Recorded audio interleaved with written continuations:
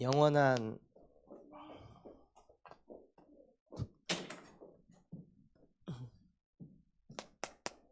소유를 가진 청년이라는 제목 붙잡고 하나님께 예배하도록 하겠습니다.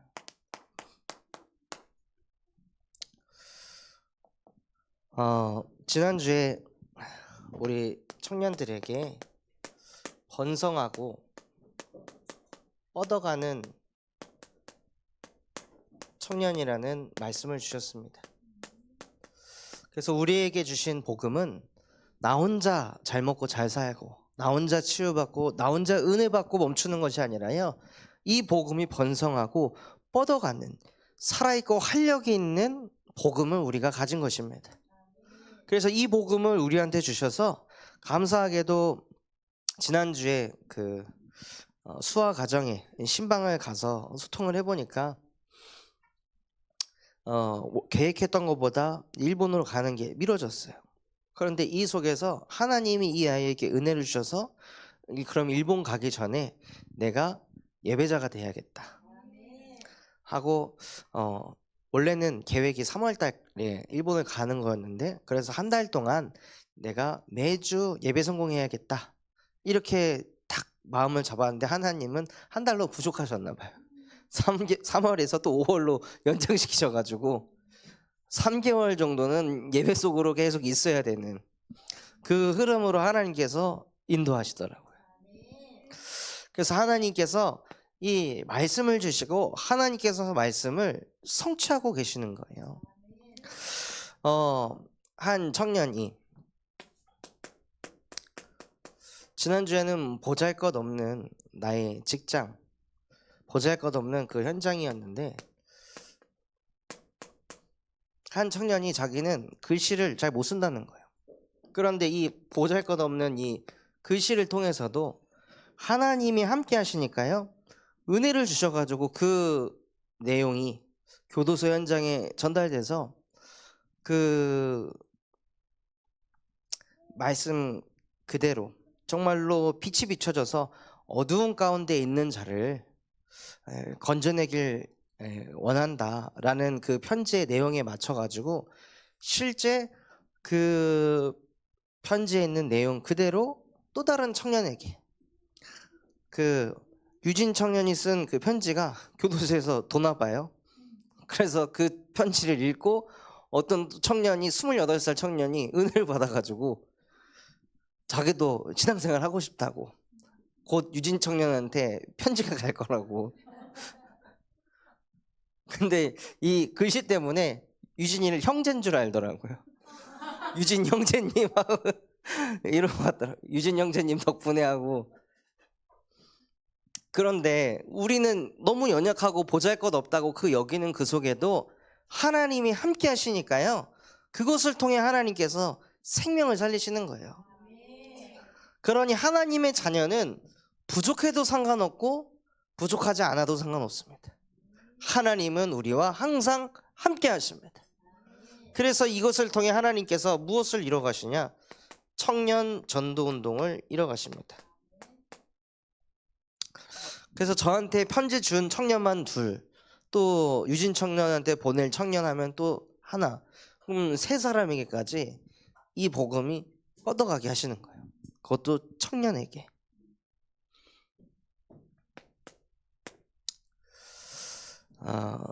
그래서 그 청년은 할아버지가 목사님이시래요.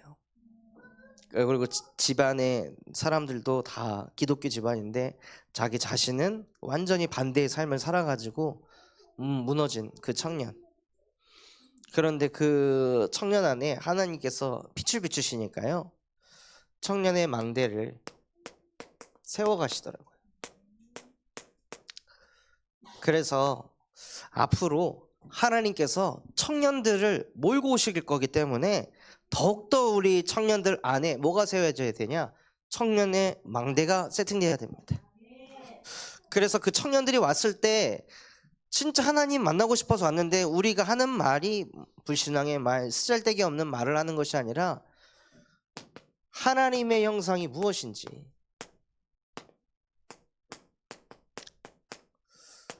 그래서 그 하나님의 형상대로 하나님이 우리를 창조하셔서 하나님이 우리와 항상 함께 하신다는 그 믿음과 확신이 새로 오는 청년들한테도 뻗어갈 수 있도록 우리 청년들 안에 망대가 세워져야 됩니다. 꼭 하나님이 함께 하시면 잘 돼야 됩니까? 하나님이 함께 하시면 취업해야 되고, 하나님이 함께 하시면 연애 잘 돼야 되고, 하나님이 함께 하시면 결혼해야 되고, 하나님이 함께 하시면 연봉이 올라가야 됩니까? 다 육신적인 기준인 거예요. 하나님은 내가 일이 안 풀릴 때도, 일이 꼬여 있을 때도, 뭔가 막혀 있을 때도 우리와 항상 함께하고 계십니다. 이 비밀을 불신자들도 알고 싶어 합니다. 잘 될 때 좋아하는 거 그거 누가 못합니까? 근데 안 될 때, 막혔을 때, 어려울 때 어떻게 하면 저 사람처럼, 저 친구처럼, 저 청년처럼 안 무너질 수 있을까? 도대체 비밀이 뭘까? 불신자들은 이걸 알고 싶은 거예요.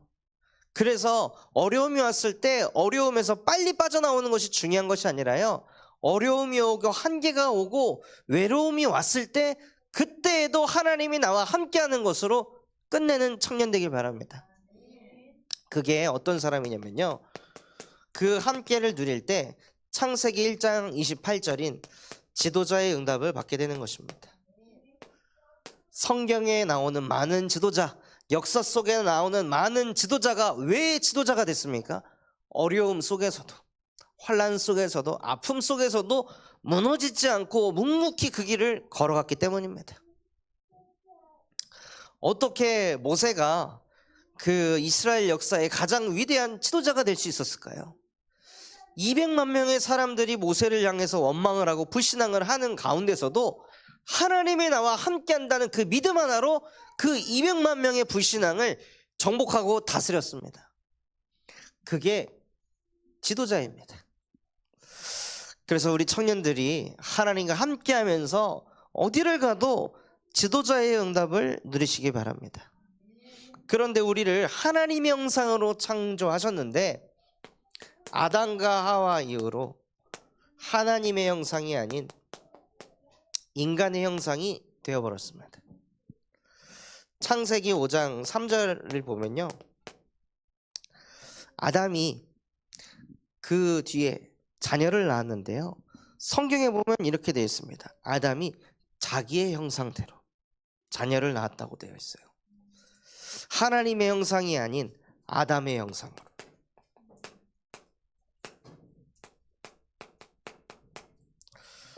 아담의 뜻이 사람이라는 뜻입니다.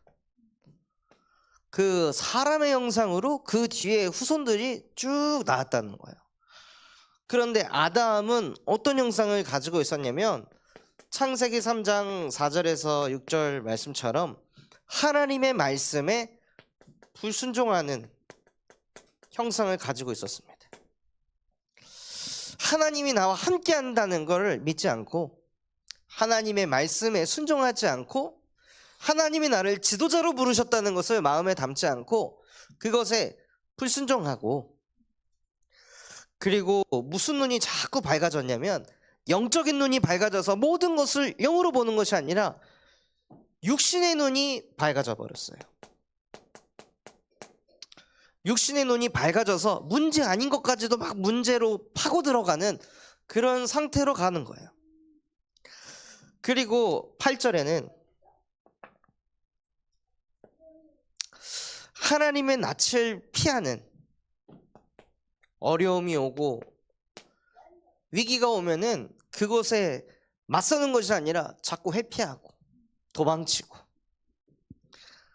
10절에 보면요, 두려움에 사로잡혀가지고 아무것도 할 수 없는 그 상태에 놓이게 되는 거예요. 그러면서 뭔가 문제가 생기면은 내 안에서 답을 찾지 않고 다 남 때문에, 부모님 때문에, 누구 때문에, 그러면서 핑계를 대고 남을 탓하고, 이 가운데 있어서 저주를 받아가지고, 무슨 저주를 받냐, 16절에 아담 너는 네 평생에 수고하여야 소산을 얻게 될 것이다. 그래서 수고하는 저주를 받아서요, 청년들이 마음이 언제 힘들죠? 내가 수고 안 할 때, 내가 일을 안 할 때 이상해져요. 내가 뭔가 현장에 가서 일하지 않고 돈을 벌고 있지 않으면은 뭔가 내가 루저 같고 패배한 것 같고, 하나님의 시간표 속에서는 그때는 일을 멈추고 하나님의 다른 계획과 인도를 받아가야 되는데요, 수고해야 된다는 그 저주 아래에 있으니까 수고하지 않으면 미칠 것 같은 거예요. 남들은 다 수고하는데 나 혼자 지금 이거 뭐 하는 거지? 이런 생각이 그냥 파고 들어오는 거예요. 그리고 여자 너는 남자를 원하게 될 것이다 하고 자꾸 이성에 매여 사는 그 저주 속으로 받는 거예요. 원래 하나님께서는 사람을 창조하실 때 남자 여자를 창조하시고 그들 각각이 하나님과 함께하는 하나님의 형상으로 창조하셨는데, 아담의 형상 이후로는 뭐에 매여 사냐? 이성에 매여 사는 거예요. 나도 모르게 자꾸 남편을 원하고 남자를 원하고, 또 임신이라는 출산의 고통을 받게 되는 그 저주 속으로 들어갑니다. 그래서 이 임신, 출산이라는 것도 진짜 지금 흐름에는 축복이 아니라 저주가 돼서, 임신을 하면은 애를 치워버리잖아요. 하나님이 주신 축복인데 저주 속에 있으니까 그게 축복으로 안 보이는 거예요. 짐으로 보이는 거예요. 그러니까 아담의 형상으로 됐다는 것은요, 하나님 말씀에 불순종하고 육신의 눈이 밝아지고 문제만 오면은 담대히 나아가지 못하고 자꾸 회피하고 두려움에 사로잡히고 늘 핑계대고 남 탓하고 수고하지 않으면은 안 되는, 또 뭔가에 매여 살고 출산의 고통 속에서 사는 것이 인간이라는 거예요. 이 속에서 누구도 빠져나올 수 없기 때문에 하나님께서 창세기 3장 15절 여자의 후손을 보내셔서 아담의 형상이 아닌 하나님의 형상으로 회복시키기 위해 뱀의 머리를 박살내셨습니다. 뱀의 머리를 상하게 하시고 이 땅에 그리스도를 보내신 이유는, 그리스도는 곧 하나님의 형상이니라. 그리스도를 만났다는 것은 하나님의 형상을 회복했다는 것입니다. 원래 나는 하나님과 함께하며 내가 가는 현장에 지도자로 응답받는 것이 원래의 나입니다. 그런 원래의 나를 회복시키기 위해서 예수께서 요한복음 19장 30절 십자가에서 아담의 형상으로 살아갈 수밖에 없는 모든 것들을 십자가에 못 박고 끝내버리셨습니다. 이거 하나를 내가 바꾸고 고치고 갱신하는 것이 아니라요, 이 흐름으로 갈 수밖에 없는 근본을 바꾸는 거예요. 그게 복음입니다. 그래서 복된 소식인 거예요. 그 복음 하나로 이 모든 것들을 자연스럽게 하나님이 치유해 가시니까요. 그래서 그 일을 행하신 예수가 바로 그리스도이시며 지금도 살아계신 하나님의 아들이십니다. 늘 우리 청년들에게 이 그리스도의 이름 가지고 나의 근본을 살리는 그 축복을 누리시길 바랍니다. 그래서 우리 안에 뭐가 자꾸 세워져야 하냐면요,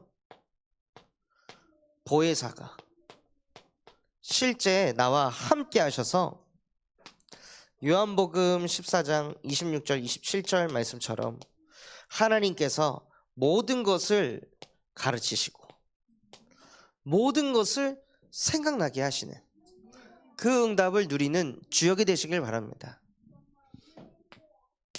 아담이 태어났을 때, 하나님이 아담을 창조하셨을 때 농사꾼이 누가 있었습니까? 아무도 없었어요. 그런데 하나님이 아담에게 너는 농사를 지어라라고 하셨어요. 배운 적이 없는데 어떻게 농사를 지어요? 아니, 인류 최초의 조상인데 가축을 어떻게 키워요? 아니, 누가 가축 키우는 전문가가 있어야 그 사람에게 조언을 듣고 뭘 배우고 학습을 할 거 아니에요? 그 시대에 무슨 뭐 가축에 대한 책이 있어요? 야채와 채소에 대한 책이 있어요. 이름도 아무것도 없는 그 상황에서 아담을 그 에덴 동산에다가 넣으신 거예요. 그럼 거기에서 아담이 모든 동식물들의 이름을 다 지어주고, 이 야채는, 이 채소는 어떻게 키워야 되는지, 이 동물은 어떻게 돌봐야 되는지, 어떻게 이것을 다 할 수 있었을까요? 보혜사 성령이 아담과 함께 있기 때문입니다. 그 보혜사가 지금 우리와 함께 하신다는 거예요. 그래서 나는 이거 못 배웠는데, 나 이거 모르는데, 나 이쪽 잘 못 해봤는데, 이 생각이 잡힐 것이 아니라, 하나님, 나 이쪽 분야 잘 모르고 이 현장에 대해 나 이해도가 낮은데, 그런데 보혜사 성령께서 나와 함께 하신다면 내게 모든 것을 가르치시고 생각나게 하실 줄 믿습니다. 나 하나님 믿고 현장 갑니다. 나 하나님 믿고 현장 가서 쓰임 받겠습니다 하고 보혜사가 나와 함께하는 것을 믿고 현장을 가시는 거예요. 내가 많이 공부하고 준비해야 되겠죠. 그러나 보혜사 성령께서 주시는 지혜와 지식은 차원이 다릅니다. 그것을 누리시기 바랍니다. 그리고 영원한 소유를 가진 청년이 되기 이전에요, 진짜 우리 청년들이 될 수밖에 없는 청년이 되시길 바랍니다. 이걸 해도 되고 저걸 해도 되는 그런 청년. 이거 아니면 안 돼, 이런 청년이 아니라 이거 해도 되고 저거 해도 되는 그런 청년이 돼야 돼요. 그러려면요, 무슨 응답을 받아야 되냐? 일심의 응답을 받아야 됩니다.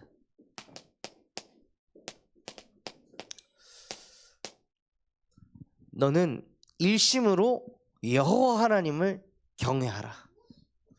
단 한 가지의 마음으로 하나님을 경외하는 거예요. 이것이 신앙생활에서 누려진다면 여러분이 있는 현장에서, 여러분이 있는 학업에서도 이게 될 것입니다. 하나님을 믿을 때 여러 마음을 가지고 재고 따지고 계산하는 것 가지고 하나님을 믿잖아요. 그럼 여러분이 있는 업에서도 학업에서도 생각이 쪼개질 거예요. 그런데 하나님을 믿을 때 한 가지 마음 가지고, 하나님의 형상으로 나를 창조하셨기 때문에 나는 하나님을 믿습니다. 나는 하나님과 함께합니다. 나는 그리스도가 아니지만 예수는 그리스도이십니다. 십자가에서 모든 거 끝내셨습니다. 그 한 가지의 마음 가지고 여호와 하나님을 경외하듯이 여러분이 있는 그 학업 현장, 산업 현장에서 한 가지 마음을 가지고 인도받는 거예요. 이러면 어떡하지, 저러면 어떡하지, 오만 가지 생각을 하는 것이 아니라 그냥 한 가지의 마음. 그러면 생각도 심플해집니다. 그리고 그 한 가지의 마음을 가지고요, 무엇 하시냐? 전심으로 하는 거예요.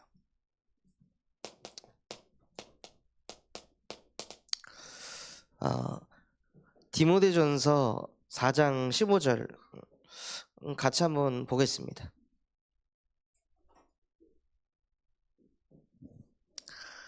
디모데전서 4장 15절입니다.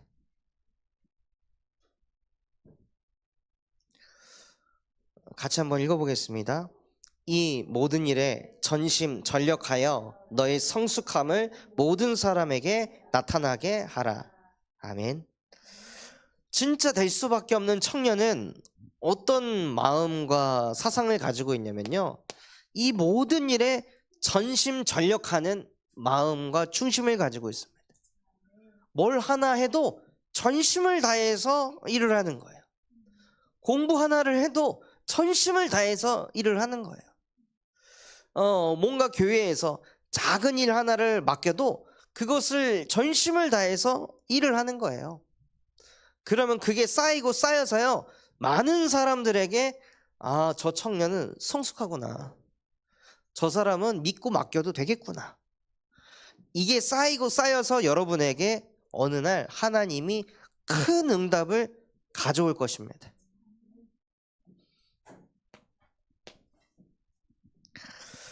그리고 될 수밖에 없는 청년은 한 가지의 마음과 전심을 다해서 하는 마음과 또 무엇이 있냐?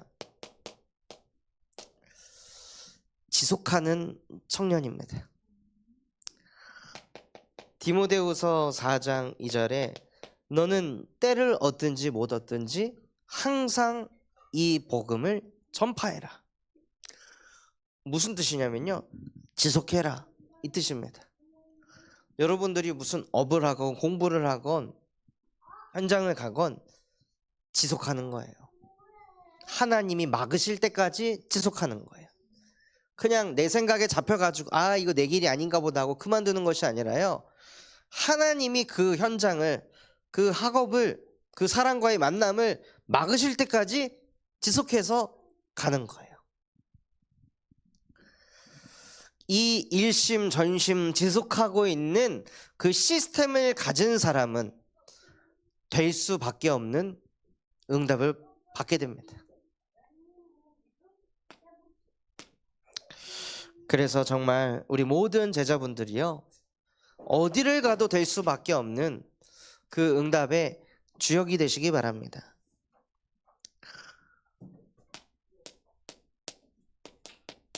그래서 이번 주에 영원한 소유를 가진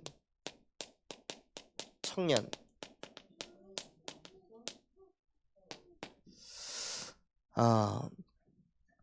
오늘 읽었던 본문 말씀을 보면요, 요셉의 아버지 야곱이 이제 병이 들어서 죽기 직전의 상황에 놓여 있을 때입니다.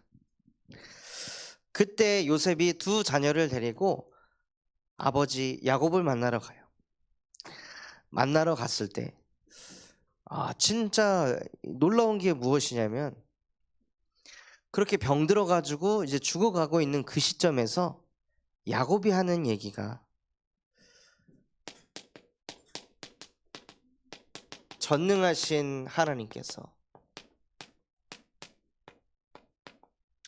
내게 복을 주셨다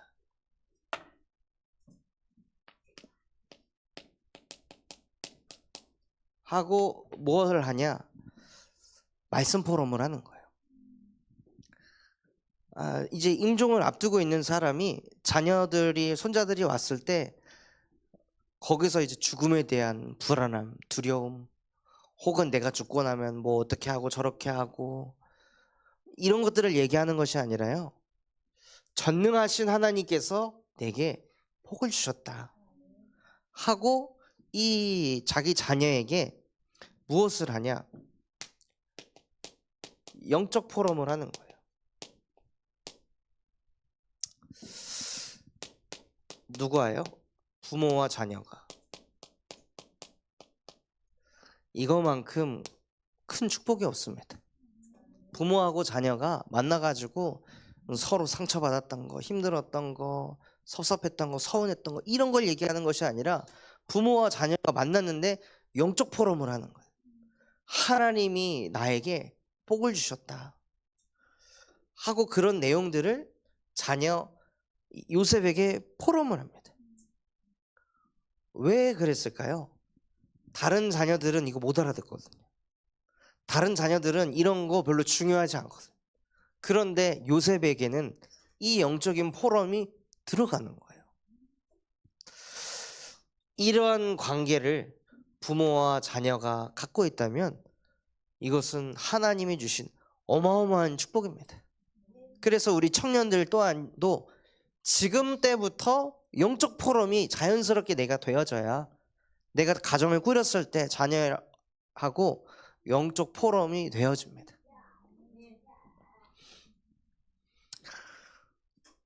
그리고 이 아버지 야곱이요, 4절에 보면 내게 이르시되 내가 너로 생육하고 번성하게 하여 내게서 많은 백성이 나게 하고 내가 이 땅을 내 후손에게 주어 영원한 소유가 되게 하리라 하셨느니라. 영원한 소유가 되게 하리라 하셨느니라라고 청년 때 말씀을 잡은 거예요. 청년 때 말씀을 붙잡고 100세가 넘은 그 시점에 와서도 아직까지도 이것을 가지고 있는 거예요. 청년의 잡은 메시지가. 영원한 소유가 무엇이냐면요, 하나님이 주신 것. 그것이 우리 청년들의 영원한 소유가 되는 것입니다. 내가 얻은 것은 빼앗길 수 있습니다. 그런데 하나님이 주신 것은 절대 빼앗기지 않습니다. 하나님이 주신 것은 절대 무너지지 않습니다. 하나님이 주신 것은 영원한 것입니다. 그 영원한 것을 야곱의 청년 때에 붙잡고 140세가 된 이 시점에 와가지고 이것을 자기 자손에게까지 포럼할 만큼 이 야곱에게 주신 것이 영원한 것이었던 거예요. 그래서 진짜 청년 때에 뭘 받아야 되냐? 하나님이 주신 것을 받아야 됩니다. 내가 열심히 노력해가지고 수고해서 내가 막 감정 싸움을 해가면서 얻은 거 말고, 그것은 나도 모르게 또 잃어버릴까봐 불안하고 두렵고 초조합니다. 그런데 이 사람은 하나님이 나에게 주신 사람이다. 이 현장은 하나님이 나에게 주신 현장이다. 이 달란트는 하나님이 나에게 주신 것이다 라는 믿음과 확신이 여러분에게 부딪히면요, 그것은 절대 사라지지 않습니다.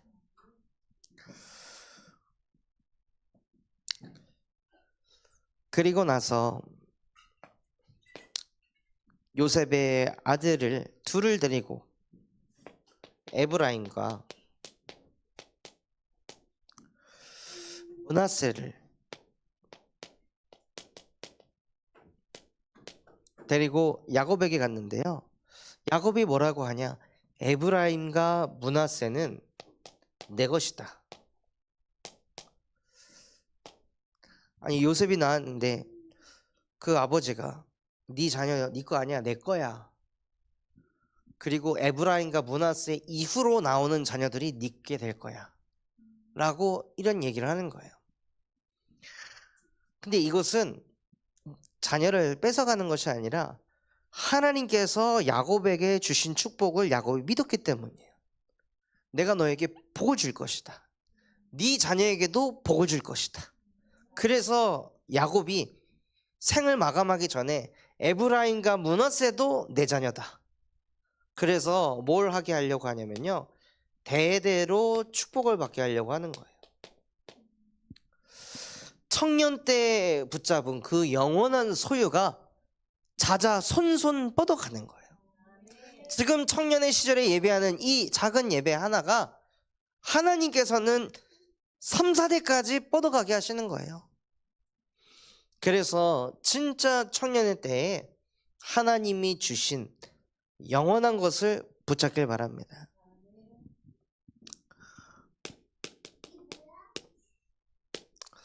그래서 결론으로 영원한 소유를 이번 대신방 때 붙잡는 은혜가 있으시길 바랍니다. 우리 청년들 또한도 대신방을 통해서 하나님이 나에게 주시고자 하는 미션을 붙잡는 시간이 되시길 바랍니다. 우리 미애 청년도 기도하고 있더라고요. 이 대신방을 집에서 받을 수 있도록 오늘 엄마한테 얘기를 해보겠다. 그래서 미애 청년도 그렇고 고은 청년도 그렇고 아직 부모님하고 함께 예배하지 않은 청년들 또한도 대신방을 통해서 하나님이 주시는 그 미션을 딱 붙잡고 그 미션 가지고 실제 영원한 소유를 가진 청년의 응답을 누리시길 바랍니다. 받은 말씀 붙잡고 합심해서 기도하겠습니다. 하나님 아버지, 감사합니다. 오늘 영원한 소유를 가진 청년으로 축복하여 주시니 감사를 드립니다.